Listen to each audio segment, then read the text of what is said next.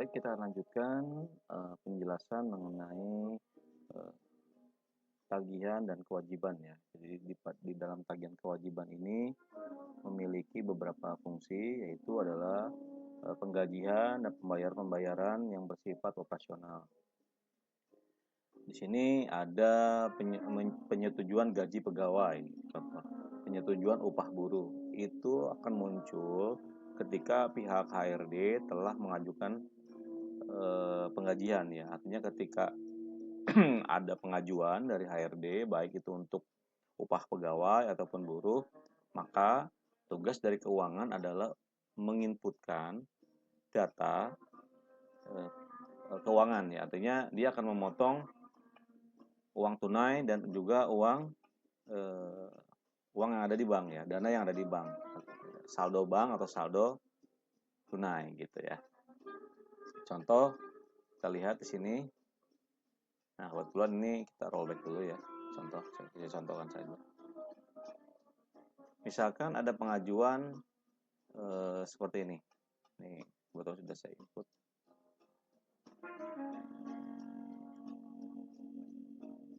Oke. Ini untuk slip gaji kita abaikan dulu ya. Bahwa ini sebetulnya slip gaji ini nantinya diprosesnya oleh pihak HRD ya yang memberikan kepada masing-masing pegawai ataupun buruh. Oke. Contoh di sini ada 3 akun. Tiga akun ini, misalkan satu akun itu berbeda bank misalkan, maka ada checklist aja di sini. Misalkan,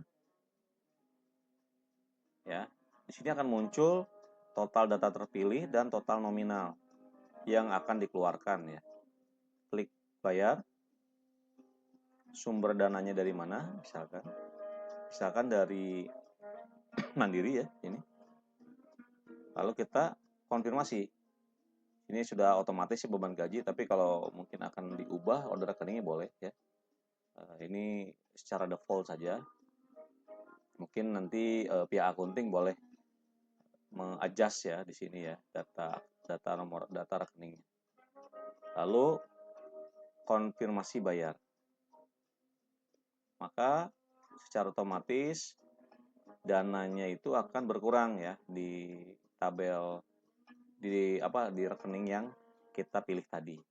Contoh, kita akan lihat misalkan kita tadi pakai Mandiri. Nah, dananya sudah berkurang secara otomatis ya, sudah tidak lagi 30 juta tadi kan.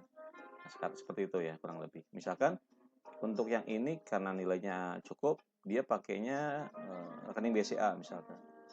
Maka diklik saja konfirmasi.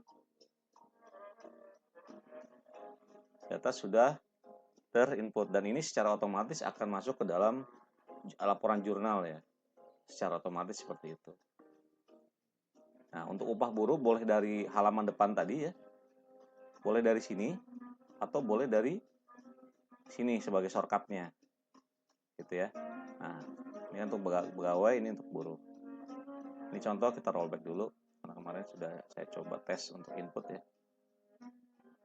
Kalau di rollback ini artinya dia kembali ya, dananya kembali ke saldo yang dipotong, baik itu tunai ataupun bank, lalu akan kembali ke posisi menunggu pembayaran gitu. Ini digunakan jika ada salah input ya atau salah approve. Misalkan kita akan pilih semua, boleh satuan ya ini. Begitupun di pegawai sama seperti itu, boleh langsung pilih semua. Maka ini akan terakumulasi di sini. Ini adalah total terima ya. Kebetulan perhitungannya itu ini adalah anggaran di luar penggajian buruh ya. Penggajian buruh sendiri itu terakumulasi dari absensi ya.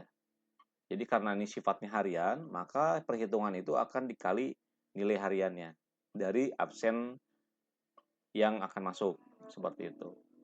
Jadi absen wajah itu akan dibutuhkan di sistem ini. Untuk sistem yang pro dipastikan akan muncul yang ini. Karena pembayaran gaji itu tidak manual inputnya, tapi betul-betul melalui HRD. Jadi untuk program yang non pro ini tidak akan muncul.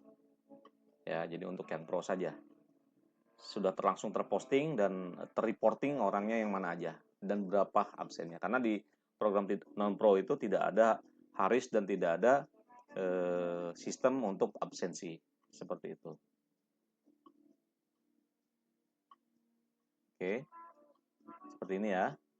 Lalu kita bayar. Metodenya sama. Bisa pilih dari BCA atau tunai misalkan. Karena sifatnya pembayarannya tunai, tidak melalui transfer.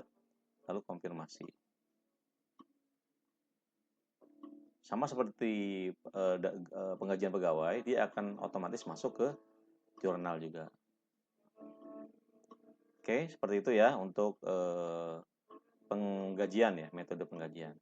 Kita akan lanjutkan ke tagihan servis dan perbaikan kendaraan.